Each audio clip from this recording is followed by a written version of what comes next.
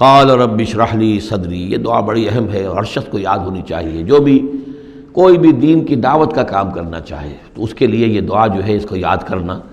حضرت موسیٰ نے دعا کی پروردگار میرے ذرا سینے کو کھول دے اس کے لیے، اس کام کے لیے، اس بڑے مشن کے لیے جو میرے حوالے کر رہا ہے۔ وَيَسِّرْ لِي أَمْرِي، اور یہ بھاری کام جو ہے اسے میرے لیے آسان کر دے۔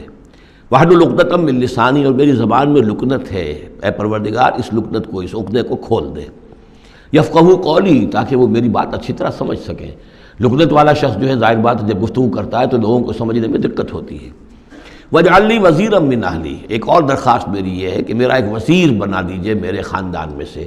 وزیر وزر سے ہے بوجھ اٹھانے والا، یعنی ذمہ داریوں میں کوئی مدد کرنے والا، سہارا بننے والا۔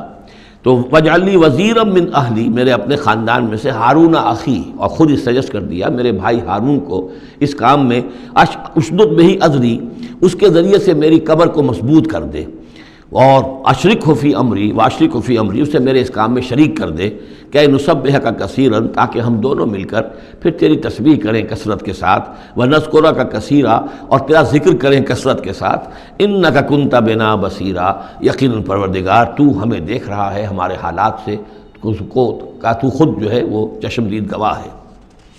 قال قد اوتیت سؤلک یا موسیٰ، فرمایا کہ ٹھیک ہے موسیٰ، گرانٹڈ، یور ریکویسٹ گرانٹڈ، قد اوتیت سؤلک یا موسیٰ، اے موسیٰ جو تم نے سوال کیا، جو درخواست کی، وہ سب ہم نے منظور کی۔